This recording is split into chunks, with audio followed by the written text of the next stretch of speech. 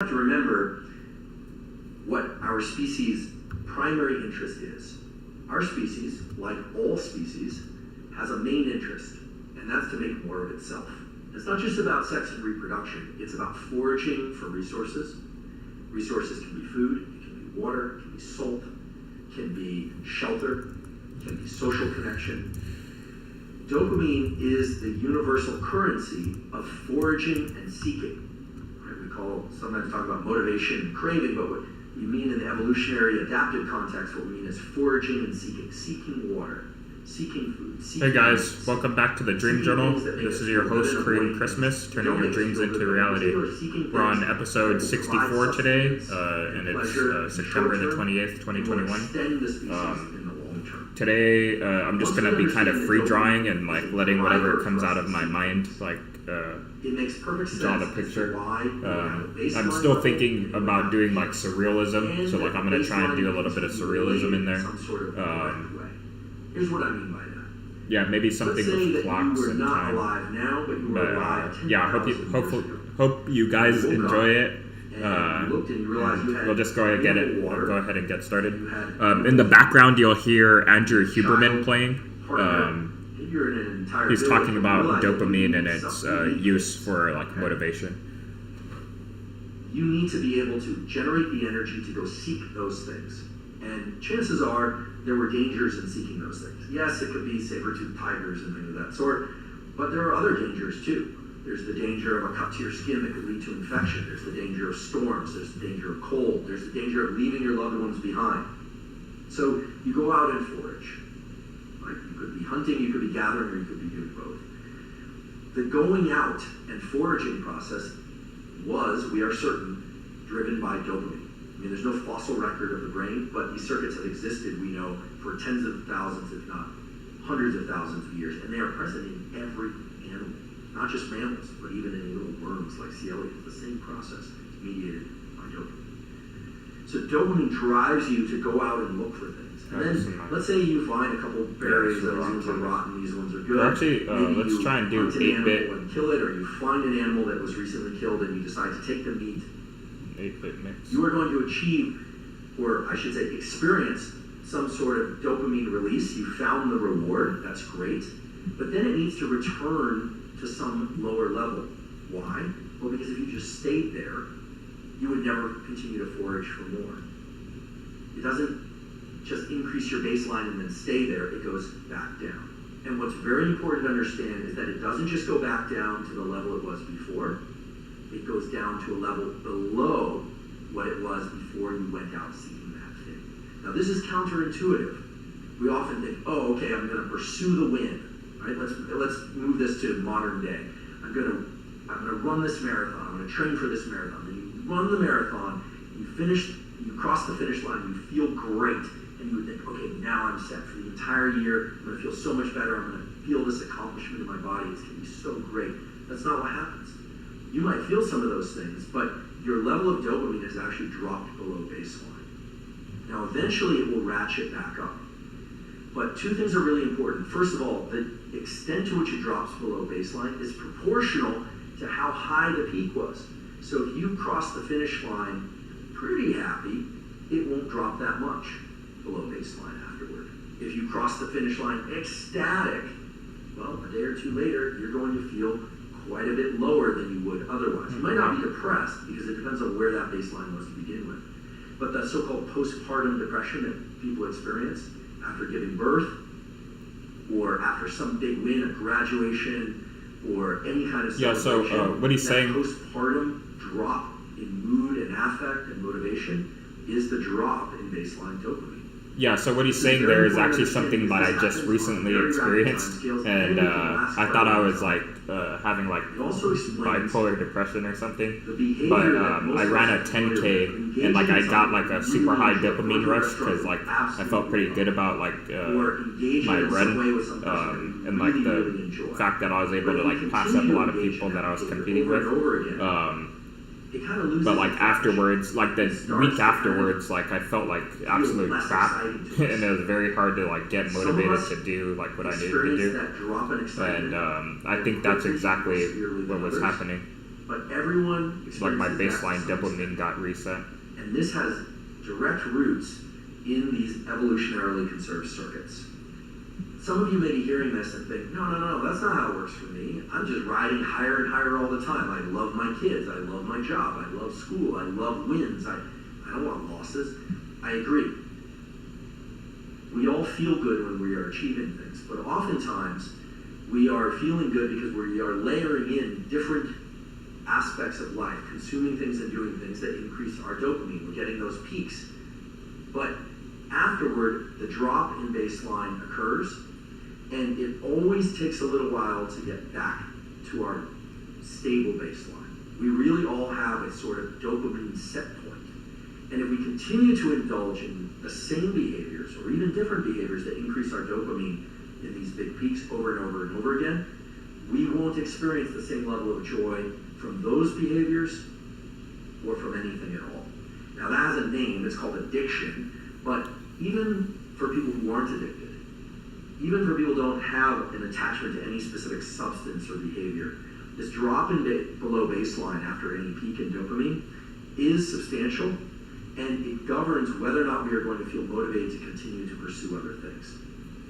Fortunately, there's a way to work with this, such that we can constantly stay motivated, but also keep that baseline of dopamine at an appropriate, healthy level. A previous guest on the Huberman Lab podcast was Dr. Anna Lemke. She's head of the Addiction Dual Diagnosis Clinic at Stanford. Has this amazing book, Dopamine Nation, Finding Balance in the Age of Indulgence. If you haven't read the book, I highly encourage you to check it out. It's fantastic. The other terrific book about dopamine is The Molecule of More, which is similar in some regard, but isn't so much about addiction. It's more about other types of behaviors. Both books really focus on these dopamine schedules and the relationship between these peaks and baselines of dopamine. In Dr. Lemke's book, and when she was on the Huberman Lab podcast, another podcast, she's talked about this pleasure-pain balance, that when we seek something that we really like or we indulge in it, like eating a little piece of chocolate, if we really like chocolate, there's some pleasure, but then there's a little bit of pain that exceeds the amount of pleasure, and it's subtle, and we experience it as wanting more of that thing. Okay, so there's a pleasure-pain balance, and I'm telling you that the pleasure and the pain are governed by dopamine to some extent. Well, how could that be? Right? I said before, when you engage in an activity or when you ingest something that increases dopamine, the dopamine levels go up, to a substantial degree with all the things I listed off. Where's the pain coming from? Well, the pain is coming from the lack of dopamine that follows. And you now know what that lack of dopamine reflects. How do you know? Well, earlier we were talking about how dopamine is released between neurons, and I mentioned two ways. One is into the synapse, where it can activate a postsynaptic neuron, and the other was what I call volumetric release, where it is distributed more broadly. It's released out over a bunch of neurons. In both cases, it's released from these things we call synaptic vesicles, literally little bubbles, tiny, tiny little bubbles that contain dopamine. They get vomited out into the area or into the synapse. Well, those vesicles get depleted.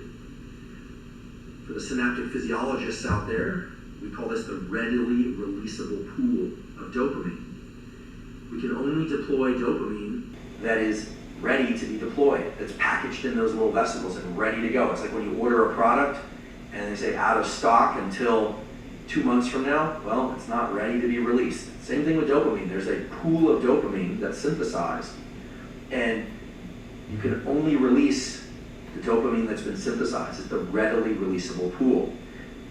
The pleasure-pain balance doesn't only hinge on the readily releasable pool of dopamine, but a big part of the pleasure-pain balance hinges on how much dopamine is there and how much is ready and capable of being released into the system.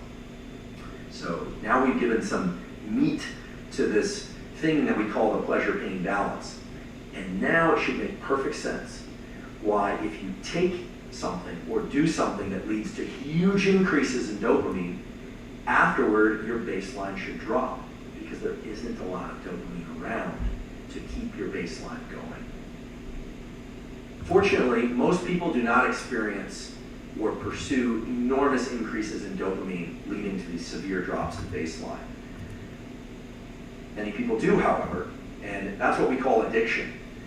When somebody pursues a drug or an activity that leads to huge increases in dopamine, and now you understand that afterward the baseline of dopamine drops because of depletion of dopamine, the readily releasable pool.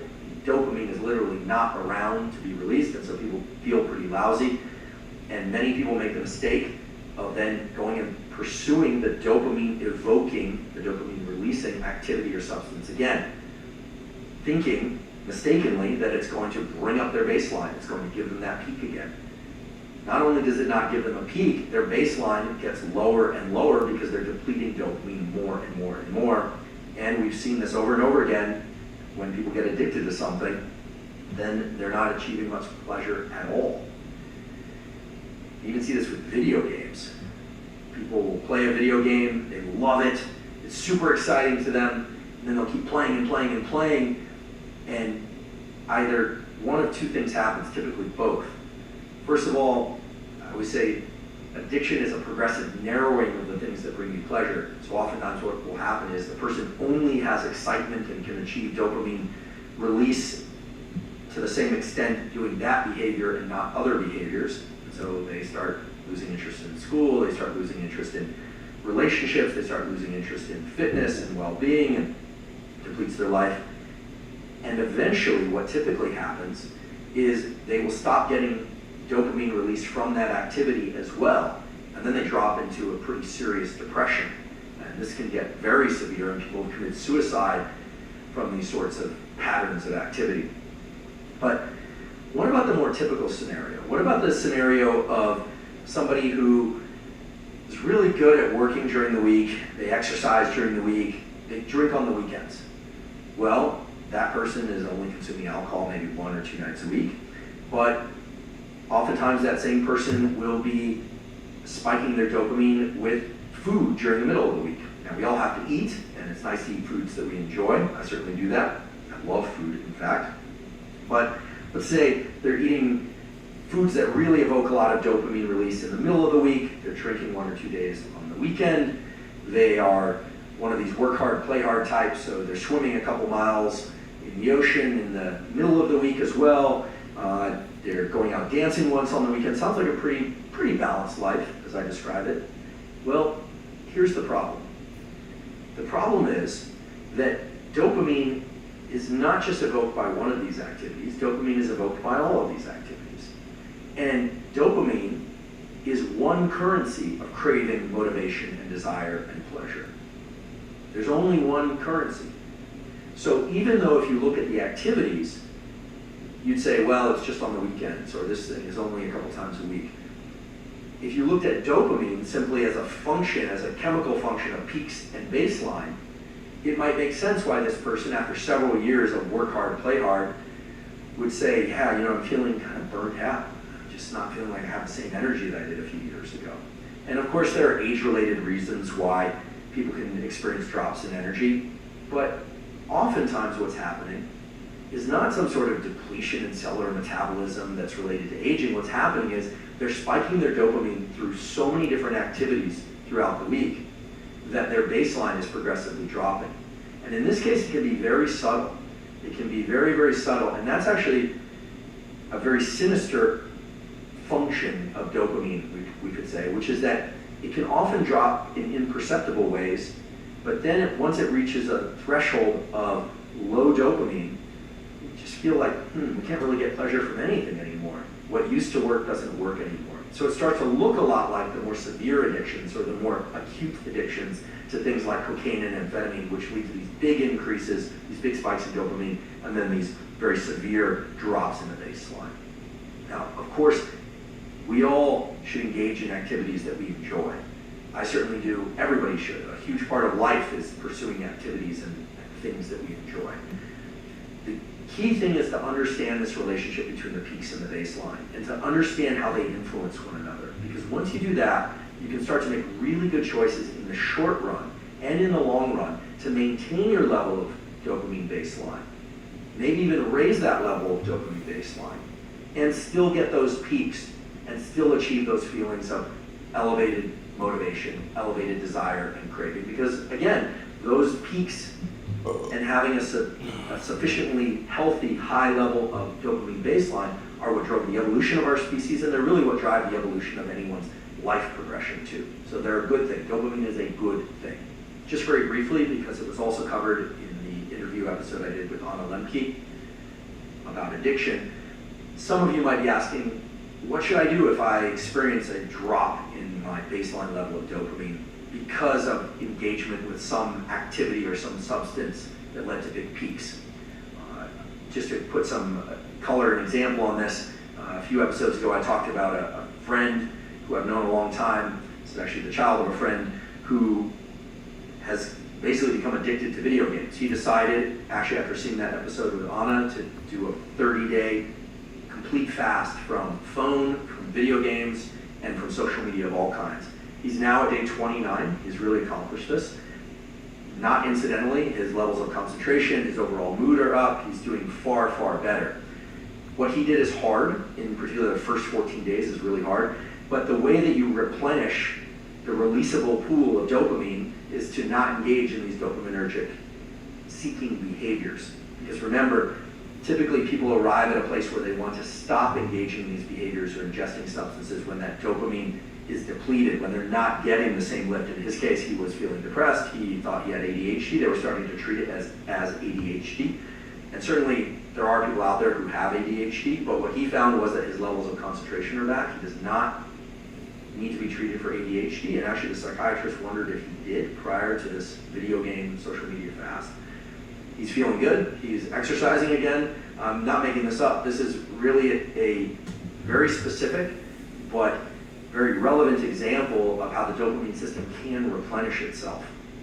Of course, if there's a clinical need for ADHD treatment, by all means pursue that. But I think a lot of ADHD does go misdiagnosed because of this depletion in dopamine that occurs because of overindulgence in other activities and the drop in baseline. So for anyone that's experienced a real drop in baseline who has addictive tendencies, whether or not they're behaviors or substances, that is always going to be the path forward. Is going to be either cold turkey or through some sort of tapering to limit interaction with what would otherwise be the dopamine evoking behavior or substance. So let's talk about the optimal way to engage in activities or to consume things that evoke dopamine. And by no means am I encouraging people to take drugs of abuse. I would not do that. I am not doing that.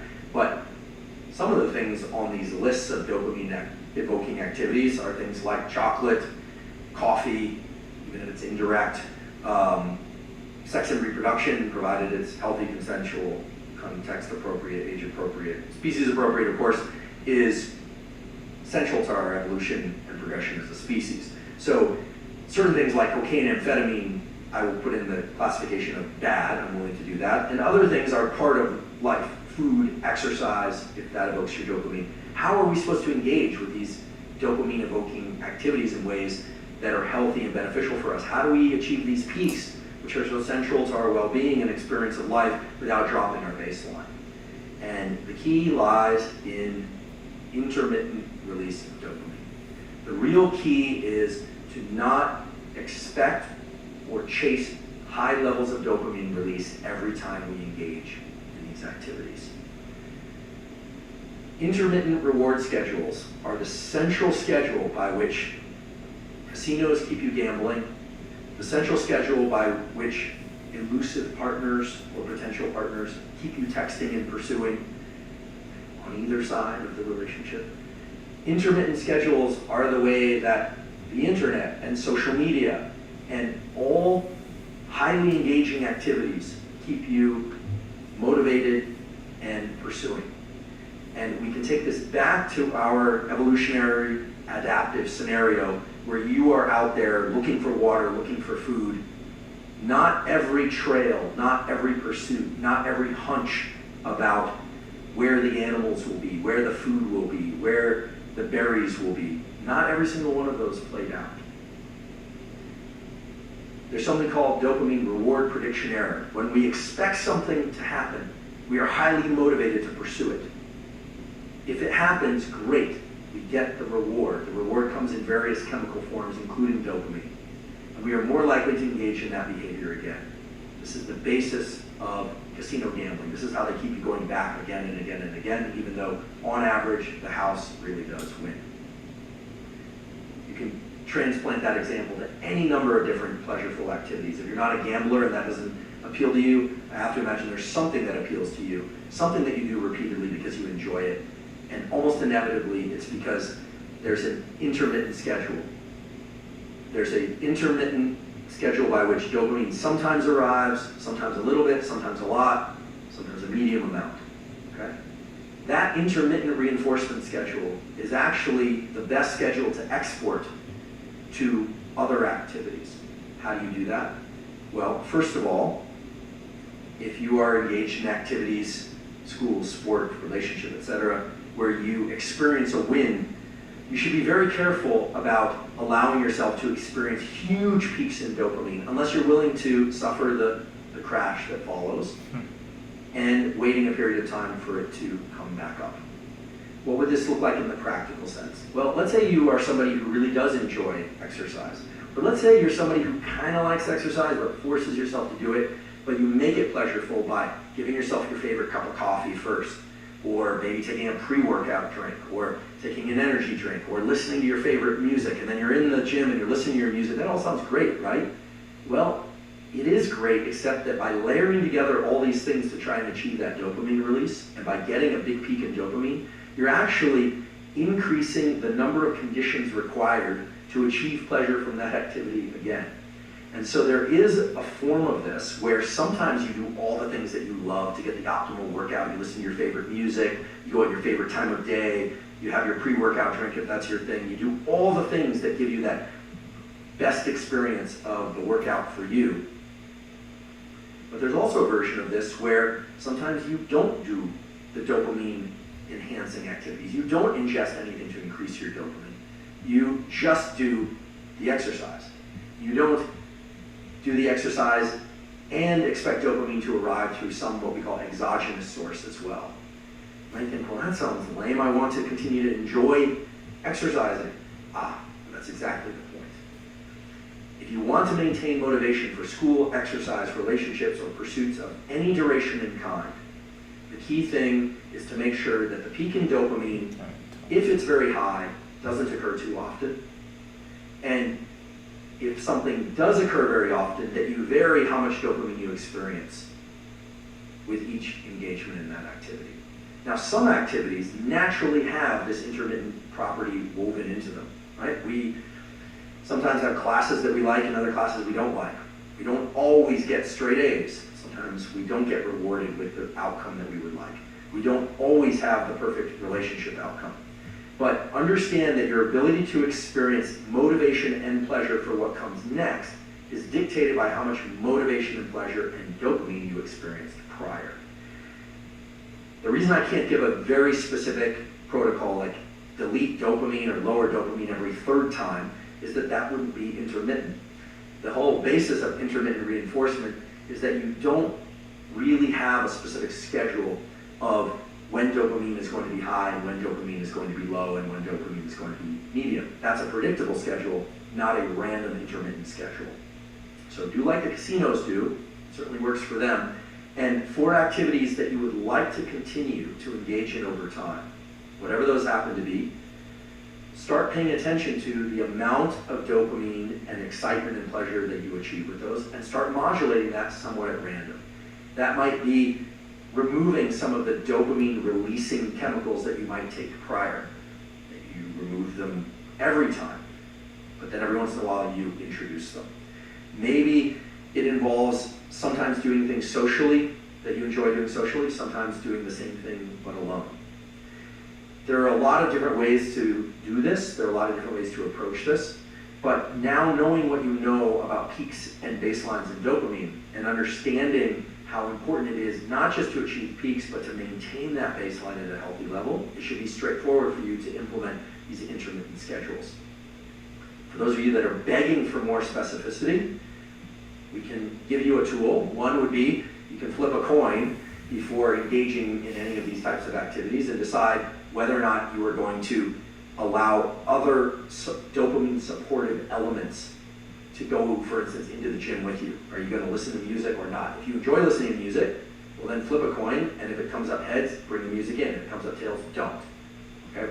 Sounds like you're undercutting your own progress, but actually you are serving your own progress, both short-term and long-term, by doing that. Now the smartphone is a very interesting tool for dopamine in light of all this.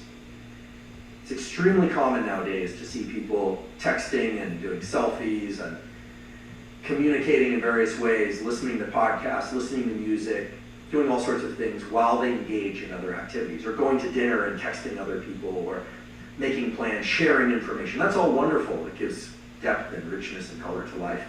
But it isn't just about our distracted nature when we're engaging with the phone. It's also a way of layering in dopamine. And it's no surprise that levels of depression and lack of motivation are really on the increase. Everything that we've talked about until now sets up an explanation or an interpretation of why interacting with digital technology can potentially lead to disruptions or lowering in baseline levels of dopamine. I can use a personal example for this. I happen to really enjoy working out. I've always really enjoyed it. But in recent years, I noticed that if I was bringing my phone to my workouts, then not only was I a little bit more distracted and not focusing on what I was doing as much as I could have or should have, but also I started to lose interest in what I was doing. It wasn't as pleasurable. I would feel like it just didn't have the same kind of oomph, and I was beginning to question my motivation. As I started learning more about this relationship between the peaks and the baselines in dopamine, what I realized was that some time ago I probably experienced an incredible increase in the amount of dopamine during one of my workouts because I enjoy working out and I enjoy listening to music. I also enjoy listening to podcasts. I also enjoy communicating with people. Those are all wonderful pursuits, but I had layered in too many of them too many times, and then it essentially wasn't working for me anymore. Much in the same way a drug wouldn't work for somebody who takes it repeatedly because their baseline of dopamine is dropping. So at least for this calendar year, I've made a rule for myself, which is I don't allow my phone into my workouts at all. No music, at least not from the phone. It can be in the room.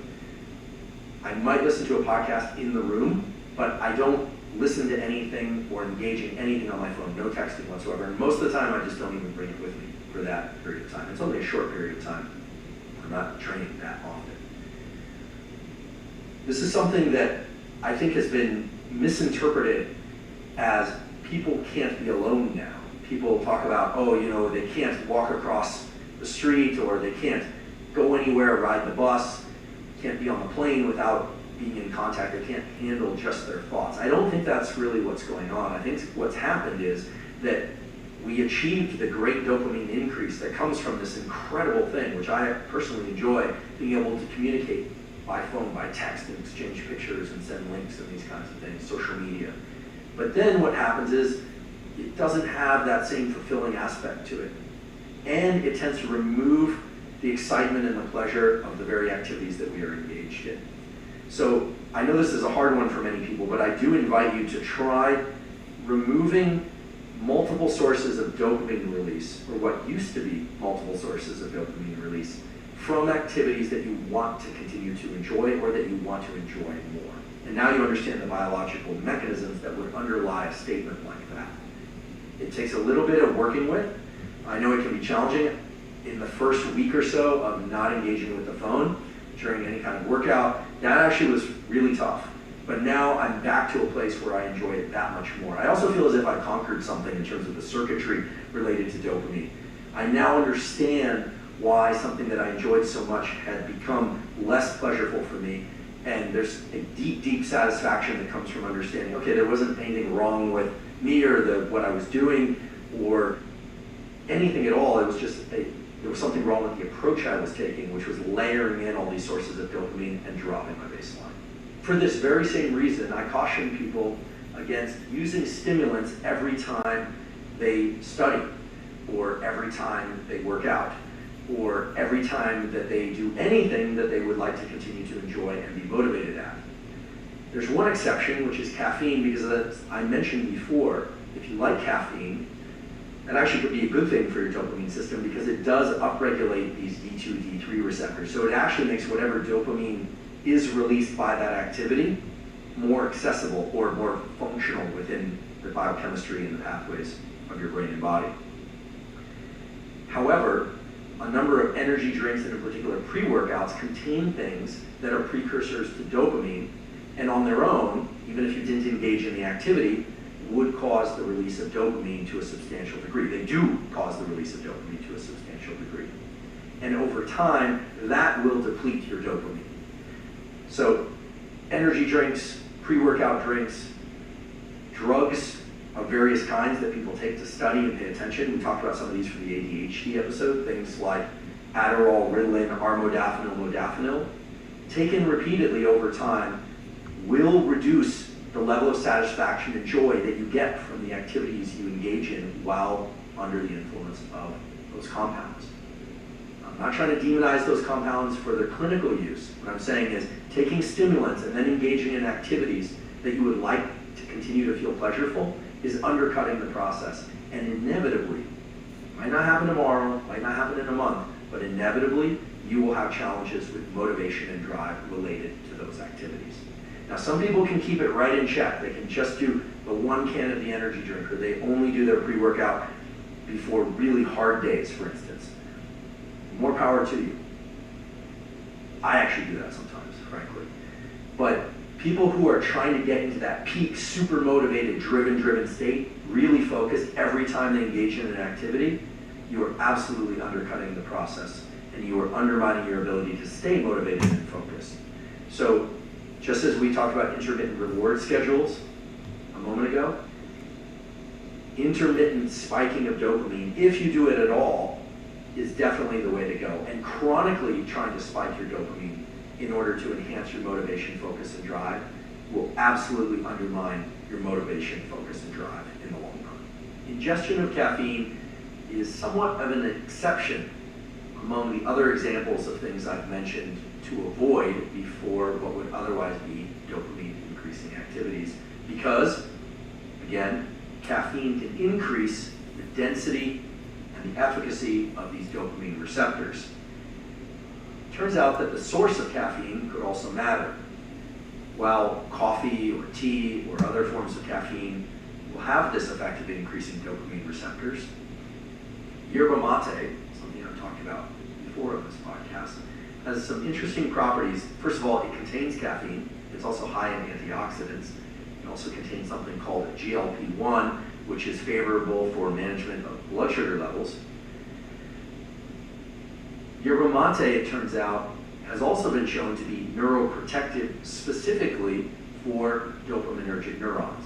Now, I should mention this is just a couple of studies, so we don't want to conclude too much from these studies. More need to be done. But they showed that in a model of damage to dopamine neurons, ingestion of yerba mate and some of the compounds within yerba mate can actually serve to preserve the survival of dopamine neurons in both the movement-related pathway and the motivation pathway. So perhaps you need that incentive in order to ingest yerba mate tea. Perhaps you don't need any incentive. In my case, I don't need any incentive. I already enjoy yerba mate as my principal source of caffeine, although I do drink coffee as well.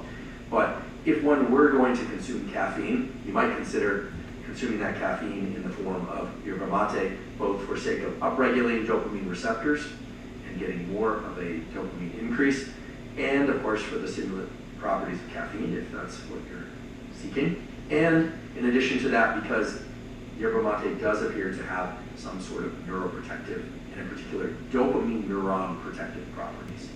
Now, that doesn't mean that caffeine is always beneficial, and actually there's one instance related to dopamine where caffeine can be particularly dangerous. This relates to MDMA, so-called ecstasy. MDMA is under investigation in various clinical trials for its potential to treat trauma and depression. It's also, of course, a drug that's used recreationally. It's still illegal, at least in the United States. Whether or not MDMA is neurotoxic has been very controversial. Early on, it was thought that it is neurotoxic, that it can destroy serotonergic neurons.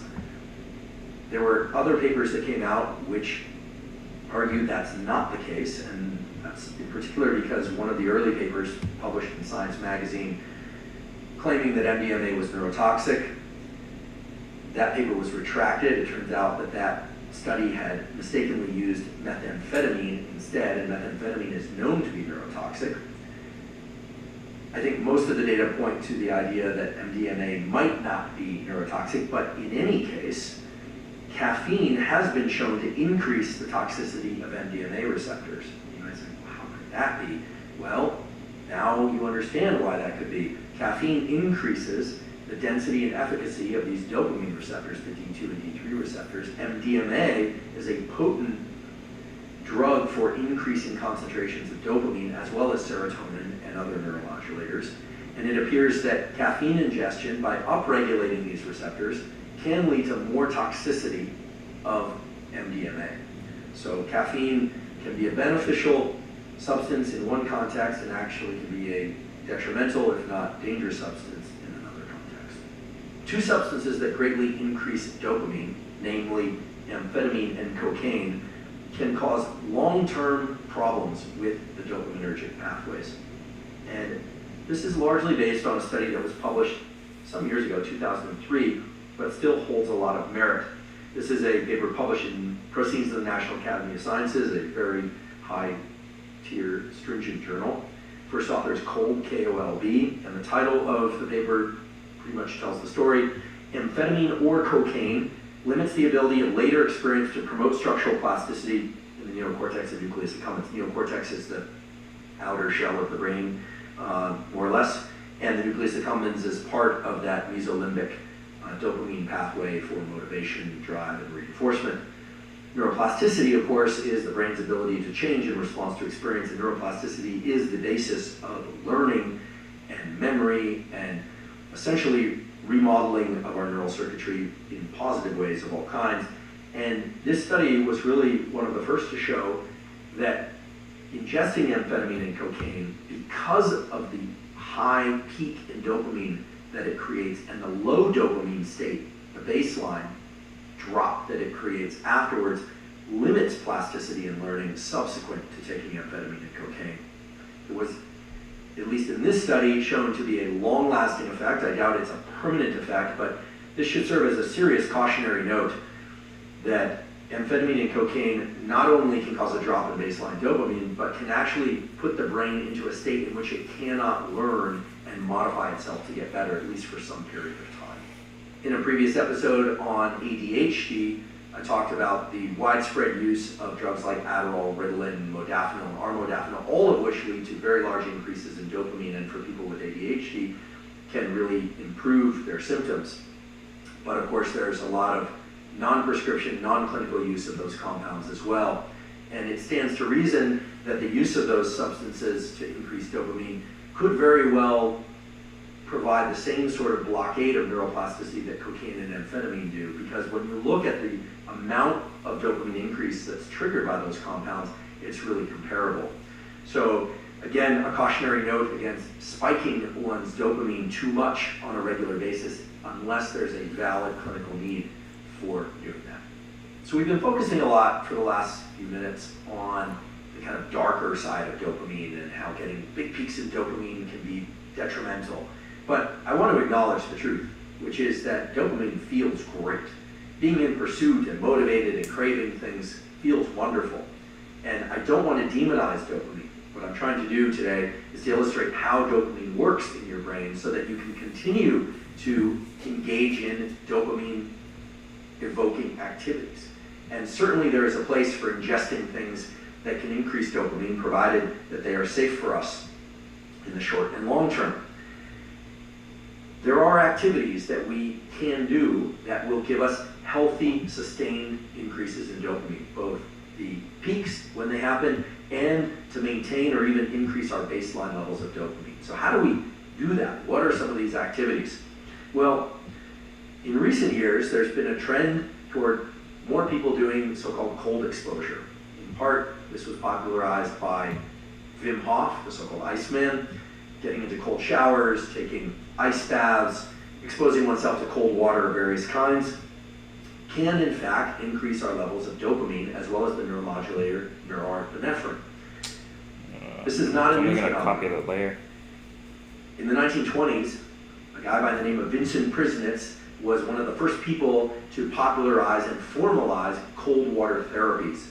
He was an advocate of cold water exposure in order to boost the immune system and increase feelings of well-being. And actually this practice dates back long before Vincent popularized it. And Wim Hof is the more recent iteration of this. First of all, some of the safety parameters. Let's establish those first. Getting into very, very cold water, 30 degree Fahrenheit or even low 40 degree Fahrenheit, can put somebody into a state of cold water shock. I mean, people can die doing that. So obviously you want to approach this with some caution. But for most people, getting into 60 degree water or 50 degree water, or if you're acclimated and comfortable with it, 40 degree water or 45 degree water can have tremendously beneficial results on your neuromodulator systems, including dopamine. What temperature of water you can tolerate will depend on how cold water adapted you are and how familiar you are with the experience of getting into cold water. And when I say comfortable with, I should mention there is never a case in which getting into cold water does not that's one layer now. There you go. Release of epinephrine. Nice. So the quickening of the breath, the widening of the eyes, the feeling as if you can't catch your breath, and even some physical pain at the level of the skin, that happens almost every time, or every time that you get into cold water, even if you're cold water adapted. What almost everybody knows and understands is that that wall, as I like to refer to it, is coming. That's always the first experience of getting into cold water. There's no real way around that. Now, the study that I mentioned earlier, Human Physiological Responses to Immersion into Water of Different Temperatures, really interesting study that was done and published in the the European Journal of Applied Physiology. I can provide a link to that study in the show caption. It's a really interesting study. They looked at people getting exposed to water that was warm, moderately cold, or very cold. It was 32 degrees Celsius, 20 degrees Celsius, or 14 degrees Celsius. You can just put those online and do the conversion, or you can do the conversion to Fahrenheit if you like. But in any case, what they looked at were the concentrations of things like epinephrine and dopamine and so on. And what they found was really interesting. First of all, upon getting into cold water, the changes in adrenaline and noradrenaline, epinephrine and norepinephrine, were immediate and fast, and these were huge increases. So that's the getting into the cold water that everybody experiences, these huge increases in adrenaline. But then what was interesting is they observed that dopamine levels started to rise somewhat slowly and then continued to rise and reach levels as high as 2.5 times above baseline.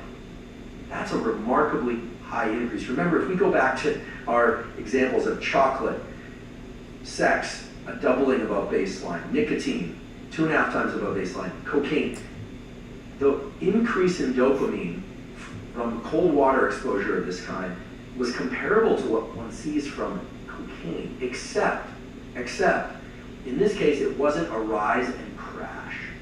It was actually a sustained rise in dopamine that took a very long time, up to 3 hours, to come back down to baseline, which is really remarkable.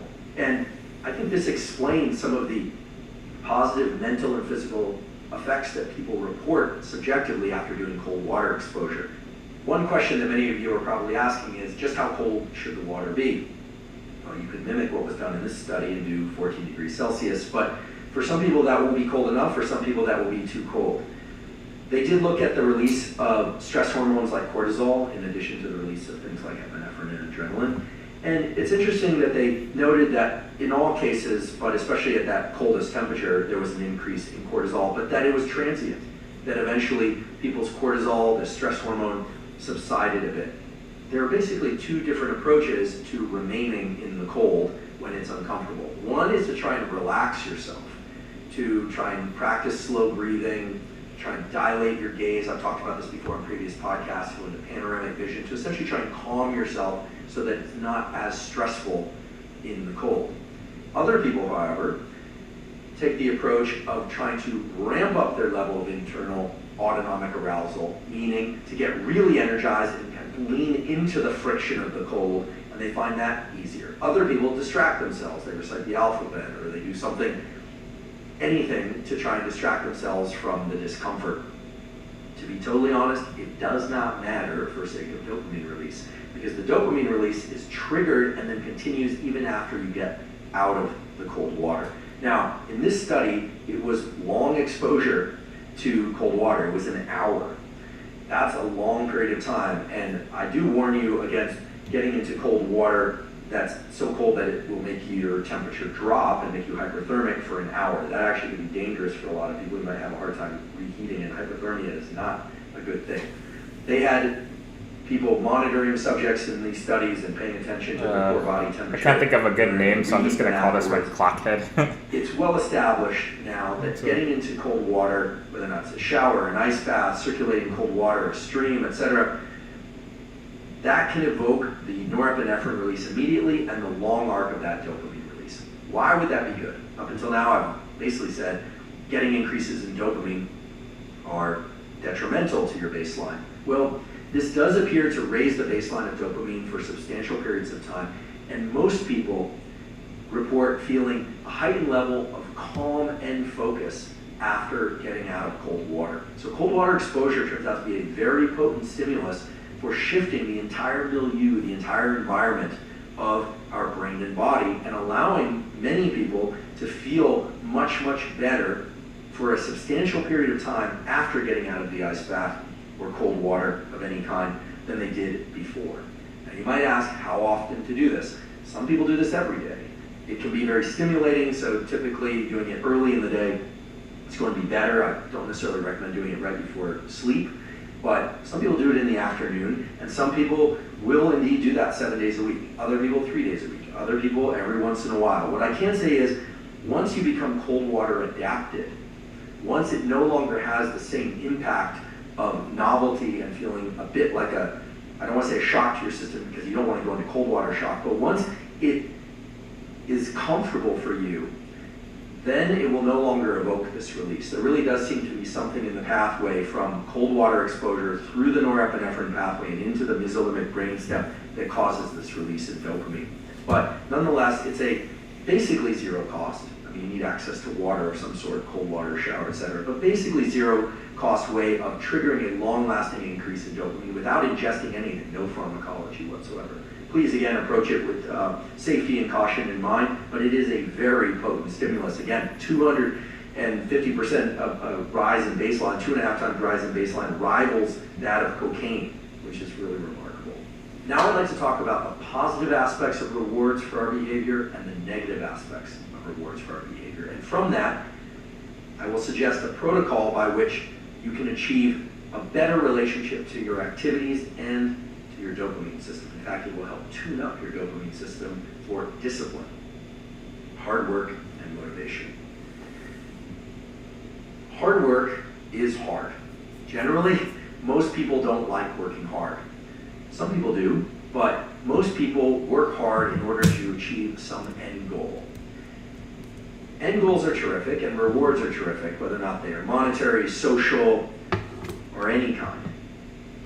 However, because of the way that dopamine relates to our perception of time, working hard at something for sake of a reward that comes afterward can make the hard work much more challenging and make us much less likely to lean into hard work in the future. Let me give you a couple examples by way of data and experiments. There's a classic experiment done actually at Stanford many years ago in which children in nursery school and kindergarten drew pictures.